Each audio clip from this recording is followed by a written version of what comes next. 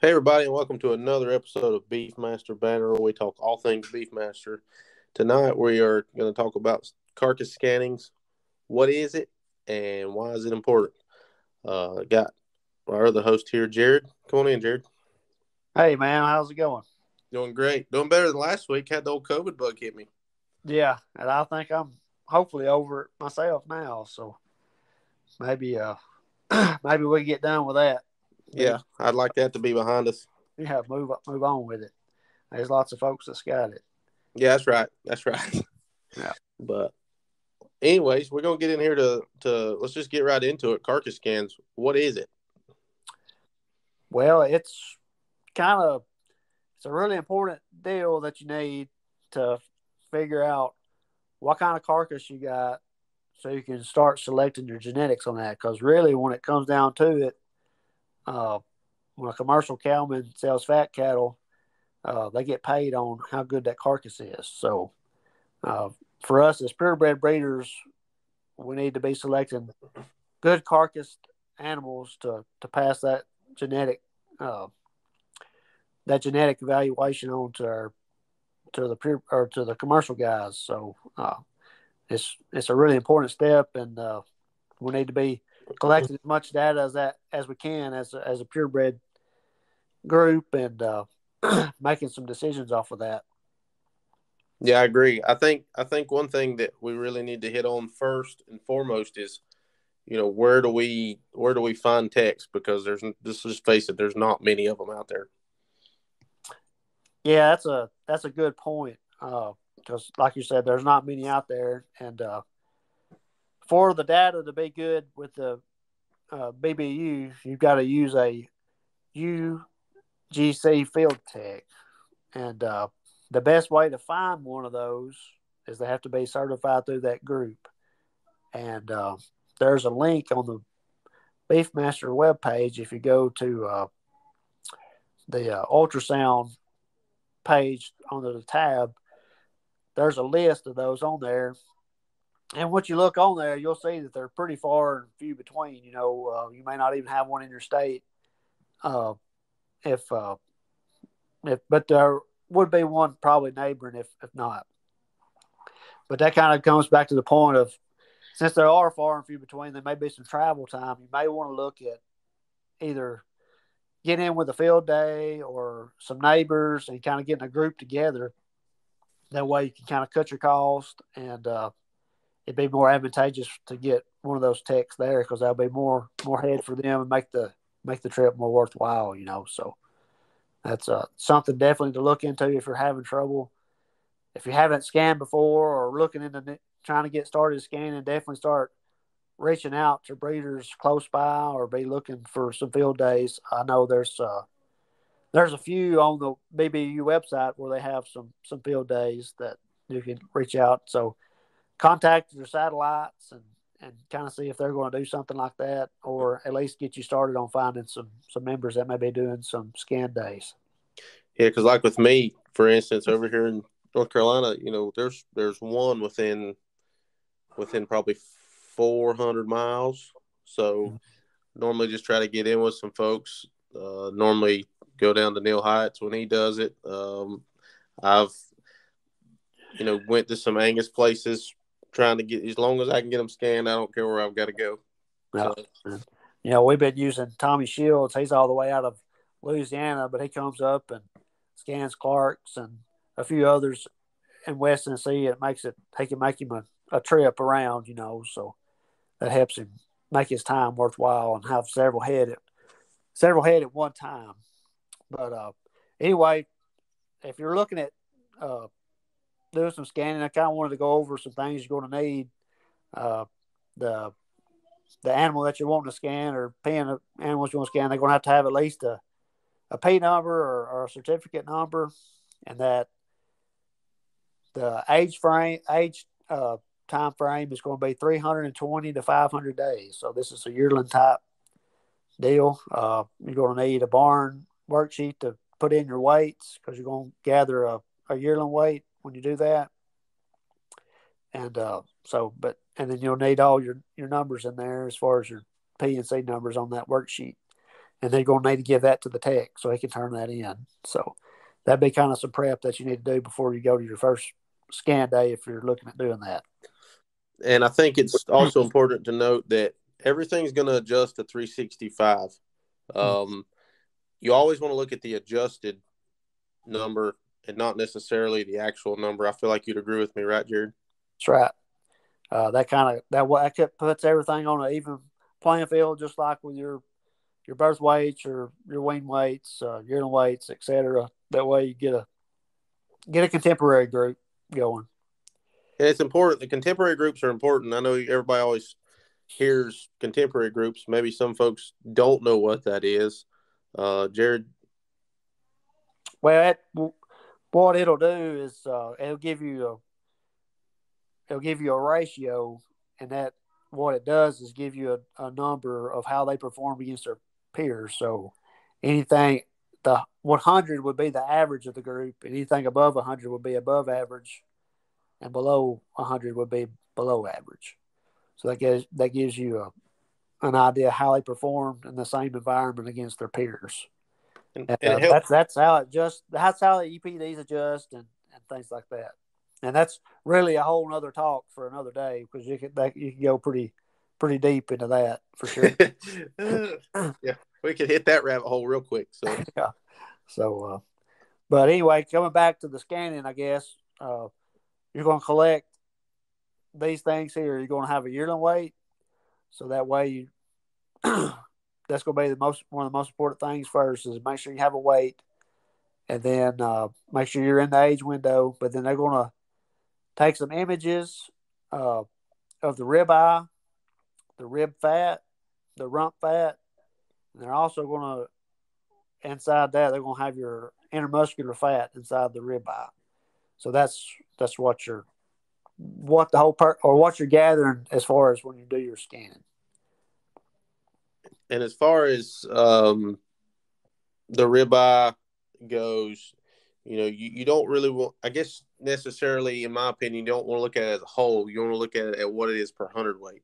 So, you want to shoot for, in my opinion, at least a 1.0 per hundredweight per 100 pounds is what that means for females. And you want to probably shoot for somewhere around 1.2 per hundredweight for bulls. That would definitely be a good goal to have. One reason to have that higher is because using that adjustment factor is that your high price cut versus the rest of the weight of the carcass. So the higher that number is, the more high price cuts it'll be for the person packing that animal and retailing it for what they paid for the animal if they pay on a per pound basis, if that makes sense. Sure. And as far as IMF, that's intramuscular fat. That's Jared, take that away. Yeah, so that's the marbling inside the ribeye, and there's a variable amounts of that, and of course, most people know if you've eaten a steak at some point in time, the more fat there is, the more flavor it has, and so forth. So you want more of that in there. And just to give some numbers, because people may not know what they're really looking at as far as when you get your data back. But so on IMF numbers, I just wanted to correlate this. This would be to what they're going to grade those on. So if you've heard of select or choice or prime, that goes off of the intermuscular fat that's in that animal.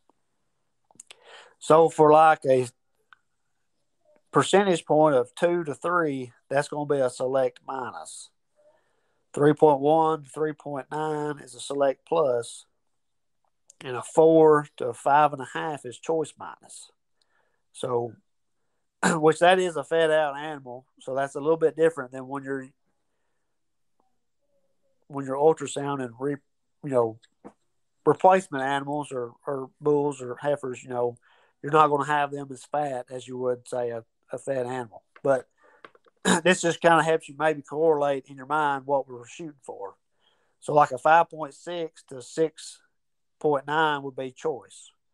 And that's pretty much the base of what everybody's going on. You know, there's not going to be really a premium there, but there's no discount. So that's kind of the middle stage there. So then 7 to 8.5% would be Choice Plus.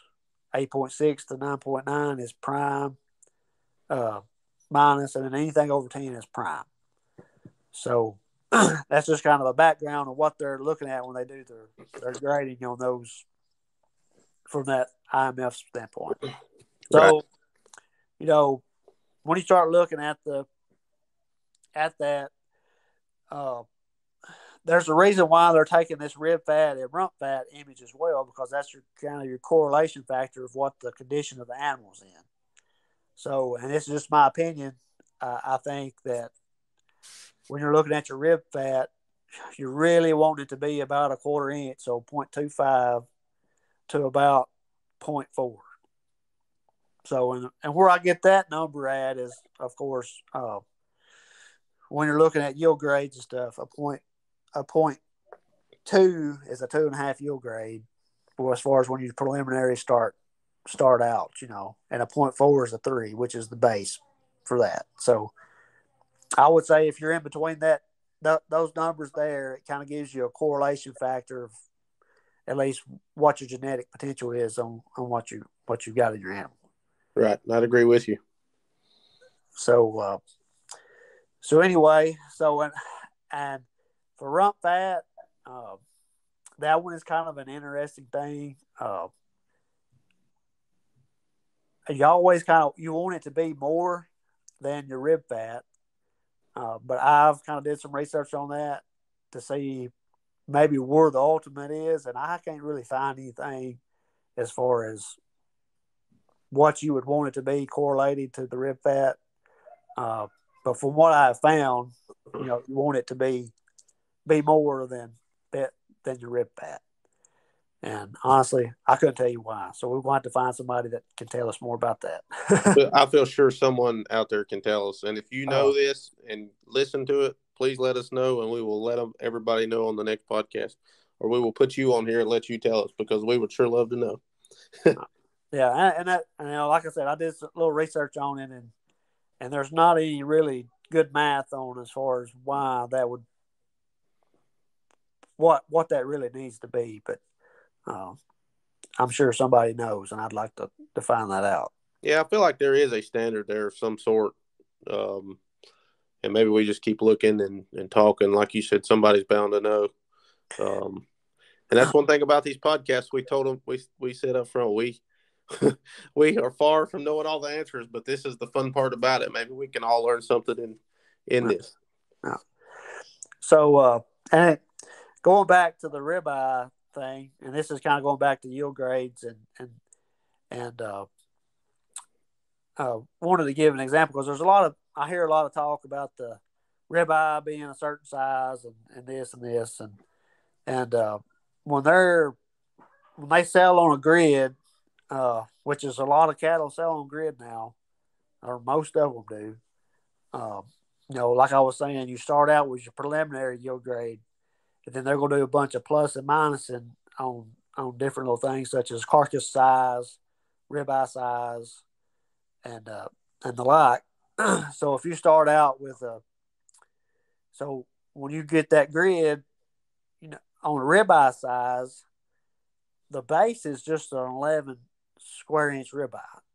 So if you've got a fed out steer or heifer, she's meeting the standard at 11 inches, or he at 11, or, you know, that's, to me, that doesn't seem that high of go. But the thing about it is for every inch that you go up, so let's say a 12-inch ribeye, that's going to knock off a 0.33 off your yield grade. So the bigger that ribeye is, it's going to help you out. So you really probably shoot for that 13, 14, 15-inch ribeye. And then if it's an inch under that, you're going to add to the yield grade by 0.33. So, but then again, like I was saying, if you're selecting for animals that are in that 13 as far as your bulls, if you're in that 12 to 13, 14 ribeye size, that's plenty of ribeye. You don't have to have the 18, 19-inch stuff with extreme that sometimes are talked about. Now, if you've got some really small rib females that you want to put a bull like that on, yeah, it would really do some good to do that. But I'm just saying the standard is in that 12 to 14 area, Right. Uh, And I think you're spot on. I agree 100% with you. And it's not, like you said, it's not a bad thing that we have these huge ribeyes. It's awesome. It is just tremendous. But you don't if you've got a bull that doesn't have just an extremely large ribeye or a huge IMF, that's okay. Let's just meet these standards. yeah. And you want to excel at anything you're doing, passing that down. But like we're saying, it takes time to build these carcass genetics up, and they're highly heritable from research and things like that. So let's start using them and meet these demands. And but I guess what I'm trying to say is as far as ribeye size, we're as a breed, we're really, when you start looking through scan data, we're really good on ribeye size. Uh, I would say that the most work we need is, this is just like I said, this is just an opinion, would be the IMF. Yes. Yeah, I agree. That's And it's what getting there. It's getting a lot better. I can see it just going to some sales last year. You can really see, I think everyone's realizing, if not already realized, that, it's very important. Now, on the back end of that, I also want to let everybody know is this is just a tool. This is a extremely important tool, but it's a tool. You've got to make sure don't single trait select and get yourself boxed in if something's not going to work in your herd just because it's got tremendous carcass data. Yeah, and that's a really good point. Is not to chase the carcass over, the other six essentials and other things that check the box. And that's another reason why I bring up the yield grades as far as like the ribeye being the base size of 11 inches. You may have a bull that checks all the boxes and has a 12-inch ribeye. I mean, you're ready to go, I think. But, that's right. I agree. That's just, like I said, that's just an opinion. So. I agree 100% with you. I've got a question for you, and I'm kind of curious where this is going to go. So let's just get into this.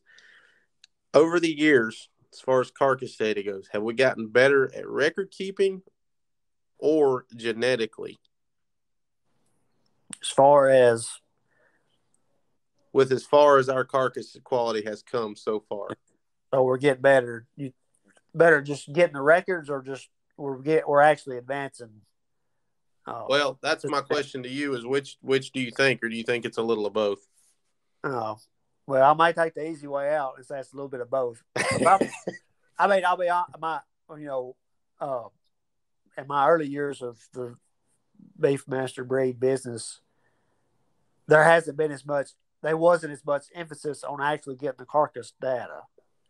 Now you see a lot more sales that require it to be in the sale, for one, and a lot more people see the need for it.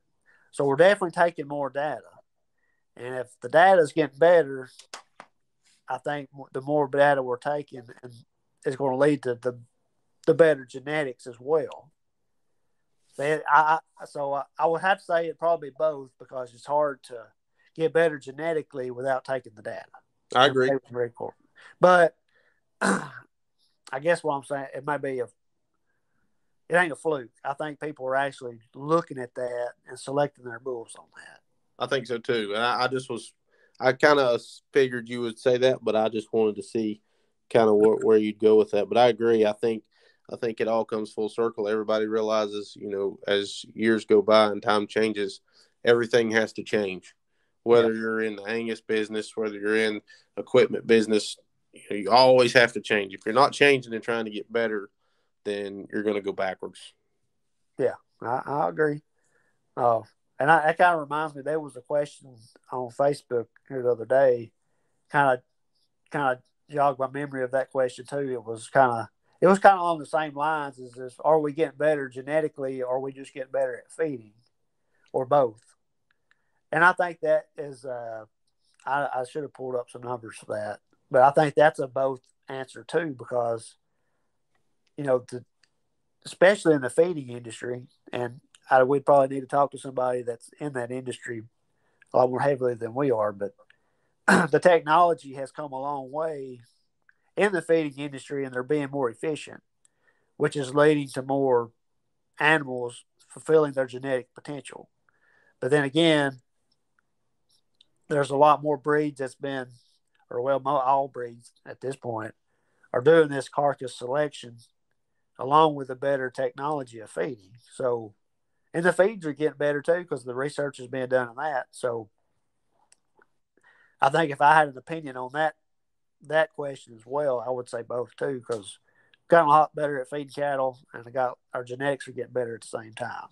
Right, right. I agree. Because when you look at the charts, I think last time 85 to 90% of all cattle being fed and slaughtered are in that 85% or 90% or choice or higher.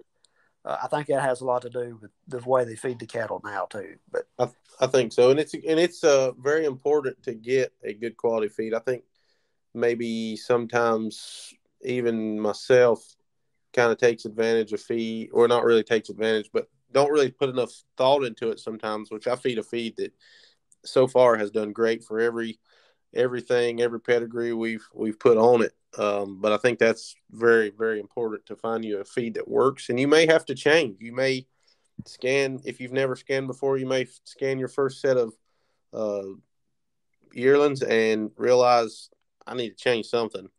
Don't be afraid to call your local feed store. Call the feed mill if there's one near you. Talk to them. Tell them what you're doing. I guarantee you they'll help you.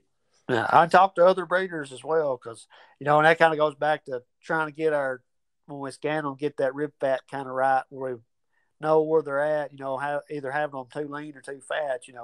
It's kind of an art to do it. Especially at home on your own if you're bucket feeding or whatever you're doing. It's going to take you a couple of sets to get them kind of to know what you're doing and get them kind of right. And there may be times where you think, oh, I got them just right. And then you scan them and you're like, oh, man, they're way too lean or wow, they're way too fat, And it takes experience, and it's an art to get them right too, as far as trying to see their full genetic potential. And that goes back. I mean, they got to have the feed to see their full genetic potential. It's just like with anything, they've got to have the nutrition to do it. So, Absolutely. but there's a difference between giving them what they need and giving them way too much. Right, and it's equally as important, not feeding enough as feeding too much. You just have to find, and like you said, it just takes time. You have to find that happy medium in there, and then once you find it, pound on it. Don't change anything unless you just absolutely have to, because generally, if it's a good enough quality feed that it's going to work for this one, it's probably going to work for this one also. Mm-hmm. Yeah. And that's where that's where your contemporary groups come back in at is, that's where you can start culling better. You can make better choices on, okay, these were both on the same feed. I know this feed is a good feed. This one didn't do half as good as this one did.